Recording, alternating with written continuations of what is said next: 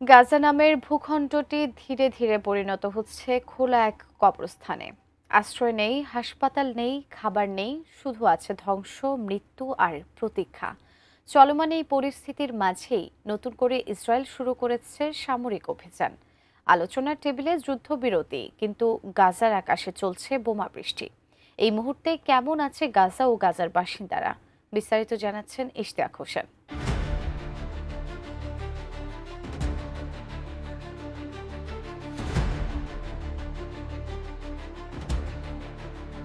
গাজার উত্তর ও দক্ষিণাঞ্চলে ১৮ মে থেকে শুরু হয়েছে ব্যাপক স্থল অভিযান। ইসরায়েলি বিমান বাহিনীর ধ্বংসাত্মক হামলার পর এবার নতুন করে শুরু হয়েছে স্থল অভিযানও। ইসরায়েলি বাহিনীর পক্ষ থেকে নতুন এই অভিযানের নাম দেওয়া হয়েছে গিডিয়নস চ্যারিয়ট। বাইবেলের একটি যোদ্ধার নামে নামকরণ করা নতুন এই অভিযানের শুরুতে একদিনেই গাজায় নিহত হয়েছেন প্রায় ১৩৫ জন। এছাড়া ইসরায়েলি বর্বরতায় গত এক সপ্তাহে গাজা উপত্যকায় মৃত্যুর সংখ্যা ৫০০ ছাড়িয়ে গেছে বলে জানিয়েছে গাজার স্বাস্থ্য মন্ত্রণালয়।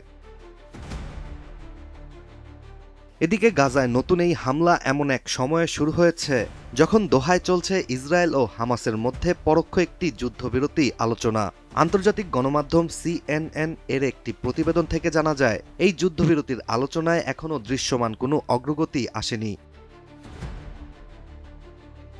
ডিজাইন, এলিগেন্স, বিউটি, সেরা পণ্য সবার জন্য জেভিকো।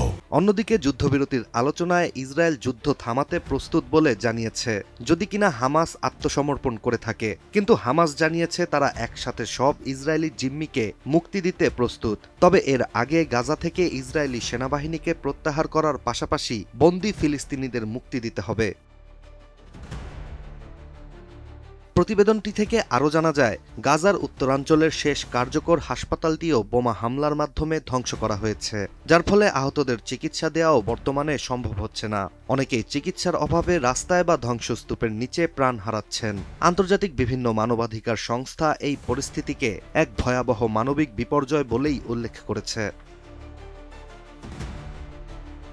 নতুন হামলার বিষয়ে ইসরায়েল দাবি করছে, এই অভিযান তাদের লক্ষ্য পূরণ এবং জিম্মিদের মুক্তির জন্য চালানো হচ্ছে। এছাড়া গাজার গুরুত্বপূর্ণ স্থাপনা ও হামাসের টার্গেট ধ্বংস করার কথাও জানিয়েছে ইসরায়েল। কিন্তু বাস্তবতা হলো, প্রতিদিন অসংখ্য নিরীহ শিশু, নারী ও বেসামরিক মানুষই শুধু মারা যাচ্ছে এই অভিযানে। চলমান এই অস্থির সময়েই মধ্যপ্রাচ্য সফর করেছেন যুক্তরাষ্ট্রের প্রেসিডেন্ট ডোনাল্ড ট্রাম্প। দোহায় কাতারি নেতৃত্বের সঙ্গে বৈঠকের পর আলোচনায় কিছুটা গতি এলেও ইসরায়েল সফর না করায় নানা প্রশ্ন উঠছে। ট্রাম্প জানিয়েছেন তিনি গাজাকে ফ্রিডম জোন হিসেবে গড়ে তুলতে চান, যেখানে যুক্তরাষ্ট্রের প্রত্যক্ষ ভূমিকা থাকবে। তবে বিশ্লেষকদের ধারণা, এই বক্তব্য বাস্তবতার সঙ্গে সংযুক্ত নয়, বরং শুধু নতুন বিতর্ক তৈরি করছে। গাজায় প্রতিদিনের হামলায় এক এক করে শেষ হয়ে যাচ্ছে শত শত পরিবার, নিশ্চিহ্নের পথে তাদের অস্তিত্ব। গাজায় যুদ্ধের বাস্তবতা এখন এমন জায়গায় পৌঁছেছে যেখানে শুধু বেঁচে থাকাটাই একমাত্র লড়াই। Ishtiaq Hossain, ATN news.